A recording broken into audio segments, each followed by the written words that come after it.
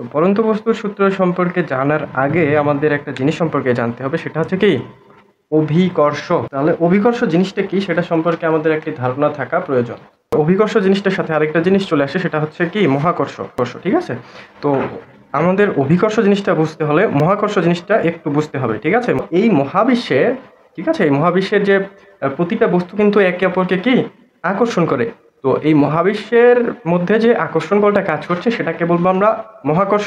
তো এক্ষেত্রে আমাদের মহাকর্ষ নামটা থেকে কিন্তু আমাদের এর জিনিসটা কিন্তু চলে আসে যে মহাকর্ষ কাকে বলবো, যে মহাবিশ্বের যে কোনো দুইটি বস্তুর মধ্যে যে আকর্ষণ বল কাজ করবে সেটাকে আমরা মহাকর্ষ বলবো।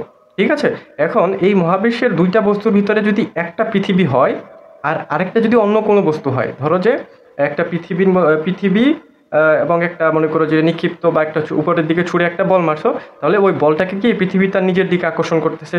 তো এই যে বলটা একটা কি পৃথিবী এবং একটা বল, এই দুইটা জিনিসের মধ্যে, এক পৃথিবীর মধ্যে এবং এই যে ক্রিকেট বল বলো বা ফুটবল বলো, ঠিক আছে, এই ক্রিকেট বল বা ফুটবলের মধ্যে যে আকর্ষণ বলটা আছে সেটাকে আমরা বলবো কি অভিকর্ষ বল। ঠিক আছে, তাহলে মহাকর্ষ এবং অভিকর্ষ নিয়ে কিন্তু কি নিউটনের সূত্র আছে, যেটাকে মূলত আমরা কি বলি নিউটনের মহাকর্ষ সূত্র নামে পরিচিত। যে মহাকর্ষ সূত্রটা এরকম ছিল যে F equal g m1 m2 divided by d square. ঠিক আছে, যে মহাকর্ষ বলের পরিমাণটা কীরকম হবে, আমরা বলি মহাকর্ষীয় ধ্রুবক।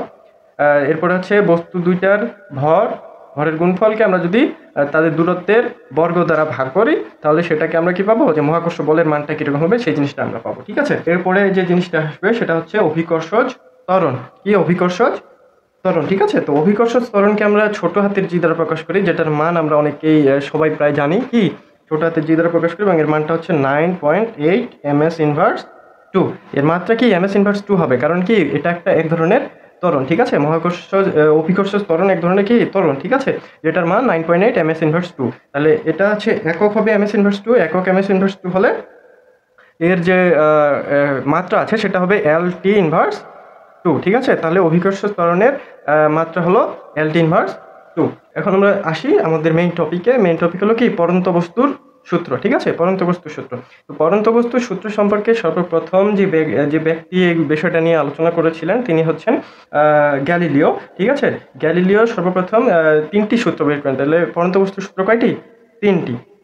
তো এখানে তবে গ্যালিলিওর এই যে পরন্ত বস্তুর সূত্র আছে, যে 3টি সূত্র আছে, তাদের কিন্তু মোট 3টা শর্ত আছে। কয়টা শর্ত? এই যে আমি এখানে লিখে রেখেছি 3টা শর্ত আছে। সেই শর্তগুলো কি কি, যে পরন্ত বস্তুর এই 3টা সূত্র কখন মানে বাস্তবে দেখতে পাবো আমরা, যখন এই 3টা শর্ত পূরণ করবে।